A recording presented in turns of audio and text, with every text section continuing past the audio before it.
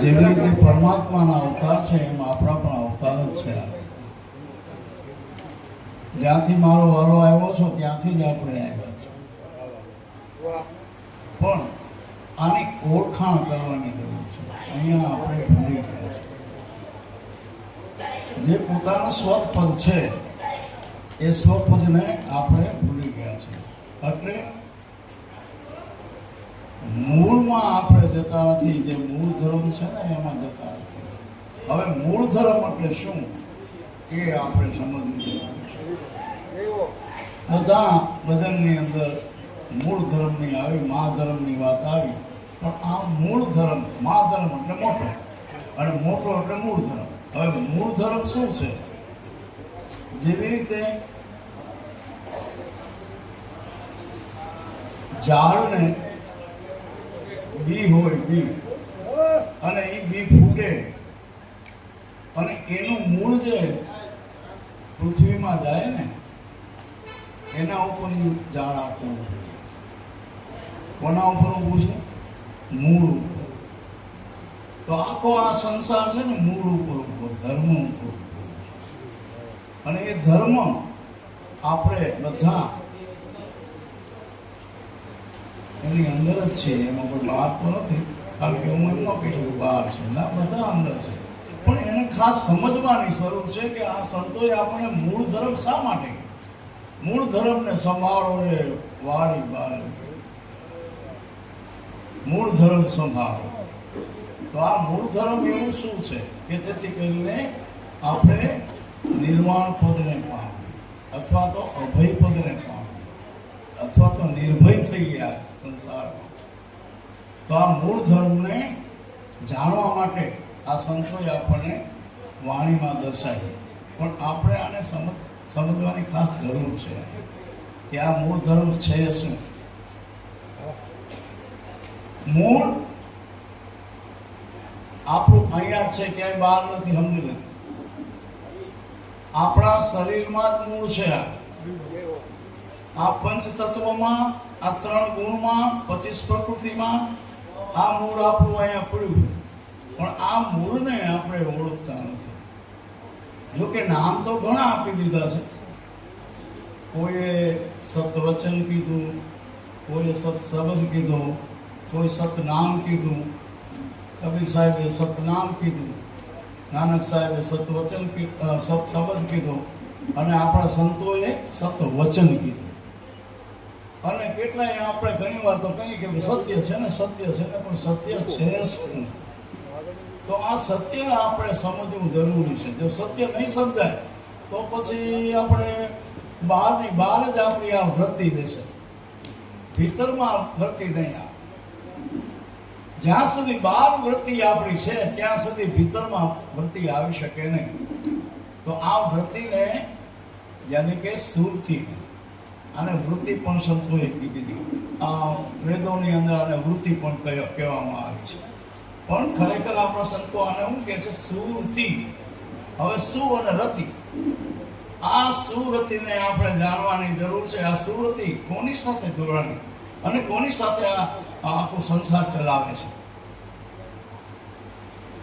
તો દાદા અલખી રામદાસના ભજનમાં હમણાં જ બોલી ગયા છે ભાઈ મિતભાઈ, અમિતભાઈ, કે મૂળ ધર્મને સંભાળ. ધરતી અને આકાશ, પાણીનો નહોતો પાર. જો આમાં એક પાણીનો નહોતો પાર, ધરતી અને આકાશ, 50 કરોડમાં પાણી. તો આનો ભેદ શું ભાઈ? આનો ભેદ આપણે શું પામ્યું? આનો ભેદ પામવો જોઈએ, આનો ભેદ જાણવો જોઈએ. 50 કરોડમાં પાણી. સંતોએ આનો વિવેક કર્યો છે, બીજું કઈ નહીં, પણ વિવેક કર્યો. 50 કરોડમાં પાણી. જ્યારે માના ગર્ભમાં બાળ હોય, માના ગર્ભમાં બાળ હોય ત્યારે પાણીના ગોટાની અંદર જ પોતે બાળક એમાં જ હોય. 50 કરોડમાં પાણી. જો આ 50 કરોડમાં પાણી, અને પછી આ પરસેવા બધા વહી જાય છે એમનામાં. 50 કરોડમાં પાણી છે. અને એની અંદર બાળ જે અંદર બાળ પાણીની અંદર જે બાળ હોય ને એ બાળ 50 એકરની અંદર એની અંદર હોય ત્યારે એમાં બે ભાગ કર્યા એવું હોય ને બે ભાગ તો બે ભાગમાં એક કીધો આકાશ ને એક કીધું પૃથ્વી તો એનો ભાવ શું એક પુરુષ અને એક શક્તિ આ બે કીધા પુરુષ અને તન આ બે આકાશ અને પૃથ્વી એક સ્ત્રી છે એક પુરુષ છે આ બે બહાર આવ્યા અને એનો આ સંસાર છે આ સંસાર જો બેથી ચાલે છે બેના ભેદ છે કોણ છે બેના ભેદ નિરંજન અને આ શક્તિ આ બે છે પણ આ બેને ચલાવનાર કોણ આ બેને ચલાવનાર કોણ આ બેને ચલાવનાર પરમાત્મા છે પણ પરમાત્મા કોને કેવો વિધ આપણે જાણવાનું છે આપણે નામ તો બધા લઈ લે છે કે પરમાત્મા ભગવાન રામ ને કૃષ્ણ ને આ તે પણ છે કોણ તો આને જાણવા માટે જ આપણા સંતો આપણને પોકારીને કહી ગયા છે કે આને જાણવા માટે તમારો આત્મા કોણ સત્ય આપે છે આત્મા આત્મા ક્યાં છે આત્મા આમાં આવ્યો એટલે આમાં છે આવ્યો એવું તો નથી કહું કારણ કે હું જાણો આવતો નથી પણ છે તો આ છે એ કોણ તો કે ભાઈ એ જ આત્મા છે અને એને અહીંયા લેવનાર કોણ તો કે ભાઈ એને બીજો પણ પરમાત્મા છે આપણે કહીએ ને આત્મા ને પરમાત્મા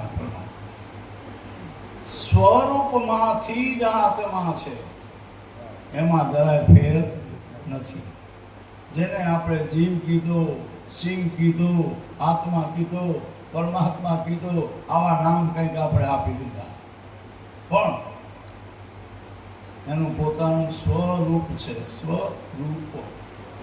સ્વ પોતે અને એનું આ રૂપ છે સ્વનું રૂપ ચેતન રૂપ બધામાં મારો વારો દેખાય કોઈમાં નથી એવું નથી હો બધામાં છે અને એને ઓળખવું એ જ આપણું કામ તો હવે એને બે આંખ આપે કોને આત્મા બે આંખ હવે આ બે આંખ એની કેવી હોય ખબર નૂરતિ અને સુરતિ નૂરતિ અને સુરતિ આ સુરતિ જો આ આંખમાં છે નૂરતિ આંખમાં છે અને સુરતિ આંખમાં છે કાનમાં છે મોઢામાં છે જીભમાં છે આ પાંચેય જ્ઞાન ઇન્દ્રિયમાં આપે છે પણ મૂર્તિ છે ને એની પાસે સુરતિ જગતમાં ફેર હવે આ સુરતિને આપણે પાછી ત્યાં મૂકવીને એ આપણી ફરજ છે આ સુરતિને ત્યાં મૂકવી એટલે કીધું ને અમારા પ્રેમ સાહેબે ભજન બોલ્યા સ્વયંવર રચ્યું વિવાહ કરાવ્યો હા વિવાહ કરાવ્યો તો આ સુરતી અને શબ્દનો વિવાહ થયો સુરતી અને શબ્દનો વિવાહ થયો છે અને એ સુરતી શબ્દ જ્યારે પરણે ને તઈ જ મેળ ખાય તો પછી વખાણ કરે છે મને ઈ વર વિના કયો ને બાયું મારે હવે કેમ જો એને ઓળખે સમજે તો આંતર નહીં જો એને ઓળખે સમજે ત્યારે જ એ બોલી શકે કે મને ઈ વર વિના કયો ને બાયું મારે હવે મને કેમ તો એવો એનો અનુભવ કરજો રે જોવે એને ખબર પડે ભાઈ આમાં તો અનુભવ કરવો પડે જોવું પડે ત્યારે આપણને ખબર પડે નહીં તો પછી આપણે ઓલા ભગવાન ભગવાન તો આપણે અહીંયા છે ત્યારે ઓલો બીજો ભગવાન ઓળખાય ને પણ આ ભગવાન હોય તો બીજો ભગવાન ઓળખાય કેમ પણ આ હું દ્વારકા જાઉં અને દ્વારકા જાઉં તો એટલે હું કૃષ્ણને જ ઓળખવાનો છું પણ કૃષ્ણ મને નહીં ઓળખે મને ઓળખે કે તમે આવ્યા એમ કહેશો ન કહેવો, બાકી હું કહી દઉં કે આ કૃષ્ણ છે, કારણ કે હું સાક્ષી છું અને સાક્ષી સત્ય છે, અને એ સત્યને આપણે જાણવું એ જરૂરી છે. મેં તમને હમણાં જ કહી દીધું છે, સાક્ષી સત્ય એ તમારો આત્મા, અને આત્મા પરિપૂર્ણ છે, અને એ પૂર્ણપૂર્ણ જાણતા આપણું કલ્યાણ થાય, આપણું નિર્વાણ થાય, આપણે નિર્ભય થાય. અહીંયા જ ક્યાંય ક્યાંય આગળ જવાની જરૂર નથી. આ જ ભવની અંદર, અને ભવો ભવ આનંદ થાય આપણને, ભવો ભવ અહીંયા જાણવાથી ભગત બીજ પલટે નહીં, જુગ જાય અનંત, ઊંચ નિજ કર જન્મે પણ આખર સંતનો છો. આ સંજ્ઞા જાણ્યા પછી એમ થાય કે ભગત બીજ પલટે નહીં. આ ક્યાંય ન જાય, મારો વાલો આમાં આમાં હાલ્યો, ચેતનમાં હાલ્યો આવે. જો જીવમાં ગયો તો 84 આવે. પિંડ પિંડ સ્થાવર અને જંગમ, પિંડમાંથી ઉત્પન્ન થતા એવા જીવો, પિંડમાંથી જ્યાં ઉત્પન્ન થતા એવા જીવો, ઝાડમાંથી ઉત્પન્ન થતા એવા જીવો, ઝાડ છે એ. પછી સ્થાવર એટલે ઝાડવા, પિંડ સ્થાવર અને જંગમ, જંગમ એટલે પાણીના જીવડા. આમાં આપણે વયા જાય તો આ મનુષ્ય જન્મમાં કેમ લાગે? પછી પતી ગયું. માટે જાગૃત થવાની જરૂર છે. અને જે આ દોરી છે ને, આ દોરી આપણી લાગેલી છે એની, પણ આપણે એને યાદ કરતા નથી. દોરી લગી નિશાન પે સહુ મજંપા જાપ સે ખુલ ગયા બ્રહ્મ કપાટ કે સદગુરુ કે પ્રતાપ. હવે સાધનની વાત થઈ. આ એ ભગવાન નથી, સાધનની. દોરી લગી નિશાન પે, જો દોરી એટલે સાધન. સોહમ તો એક શબ્દ છે, તો એ એક સાધન થયું. માટે ભગવાન એને ન કહી શકાય, પણ એને જે જાણે છે, એને સમજે છે એ ભગવાન. પણ આપણે સાધનને ભગવાન કહી દઈએ તો એ બરાબર નથી. આપણે સમુદ્રમાં જતા હોય ત્યારે એક વાણ હોય, વાણની અંદર બેસીએ અને પેલે કાંઠે જાય, પછી માથે લઈને ફરીએ તો ગાંડા ન કોઈ. કોક એમ કે લે આ તો જ્યાં કાંઠે મૂકવાનું છે એને માથે નહીં મૂકે. એટલે આપણે કાંઠે જ મુકાય, એને જે વસ્તુ છે એને કાંઠે મૂકી, એને અંદર લઈને જાઓ ગામમાં તો ગોળ જ કહે આપણે. તો આ રીતે જે સાધન છે એ ભગવાન નથી, પણ એને જાણનારો, એને સમજનારો, એને બેસનારો એ ભગવાન છે. એને ચલાવનારો એ પણ ભગવાન છે. નાવિક હોય તો નાવે શું કરવાનું? નાવિક અંદર ન હોય તો નાવ શું થાય? કાંઈ ન થાય. પણ આની અંદર મારો વાલો બેઠો છે. સૌની અંદર જો જીવોમાં પણ છે, 84માં આપણે કહીએ ને, પણ એમાંય મારો વાલો છે. કેટલા અસંખ્ય એને અવતાર લીધા. મારા વાલાએ અસંખ્ય અવતાર લીધા. એને અવતારમાંથી આ એને પસંદ કરી કે આ 5 તત્વોનું જે પૂતળું છે ને એ બરાબર છે, એ ચેતન છે, એ એને ઘર બનાવીને નક્કી કર્યું છે. તો આ નક્કી કરેલું ઘર છે એને, અને એ ઘર એનું છે, એને બદલે આપણે આપણું કરીને બે ગયા આ મારું ઘર છે. અહીંયા વાંધો થયો. આપણે જે ઘર એનું છે એ આપણે કરીને બેસી ગયા. હવે આ પરમાત્માનો ભાગ છે, એની અંદર એ આનંદ કરે છે, મોજ કરે છે. આપણે બધા શું કરીએ છીએ? આનંદ અને મોજ જ કરીએ, આનંદ અને લાવ જ લઈએ છીએ. એમાં સુખ અને દુઃખ છે પાછું, એવું નથી કે નથી. પણ એ સુખ દુઃખને ભૂલીને પરમાત્માની સાથે દોરી લગાવી એ આપણી ફરજ છે. એટલે સાહેબ કીધું છે, દોરી લગી નિશાન કે સૌ મજંપા જાપ સે ખુલ ગયા બ્રહ્મ કપાટ કે સદગુરુ કે પ્રતાપ સે. આ બ્રહ્મ કપાટ એટલે જ્ઞાન, જેને કહેવામાં આવે, જ્ઞાનની જ્યોતિ થવી જોઈએ. અને જ્ઞાનની જ્યોતિ થાય તો એનો પ્રકાશ થાય, તે સિવાય ન થાય. જ્ઞાનની એટલે મારો જ્ઞાન ગુંભારો રે ગુરુજી ગગન બાર. આ જ્ઞાન જો આપણને થાય તો આ ગગન બારની જે વાત છે એ આપણને ખ્યાલ આવી જાય. એ મારો જ્ઞાન ગુંભારો રે ગુરુ ગગન બાર. એમાં તો વિવેકથી પછી બધું બચાવી દીધું છે, પણ જ્ઞાન છે ને એ મહાન છે. ગીતાજીમાં કૃષ્ણ ભગવાને પણ એ જ કીધું છે કે વાલામાં વાલો જો મારો ભક્ત હોય તો જ્ઞાની. વાલામાં વાલો મારો ભક્ત હો તો એ કોણ છે? જ્ઞાની છે. અને જ્ઞાની એ જ પરમાત્મા છે. અને એને આ બધી ખબર પડે, બાકી બીજાને કોઈને ખબર ન પડે. કારણ કે આની અંદર જે મારો વાલો છે આ 14 ભવનનું ધ્યાન રાખે. આમાં 14 ભવન, 14 દેવતાઓ. તમે વિચાર કરો, આપણે નાય નાખીએ છીએ ને એટલે આપણને ખબર નથી હોતી કે હું નાયને બહાર નીકળી ગયો, પણ નહીં, તમે નાયને 14 દેવતાઓનું પૂજન કરીને બોલો.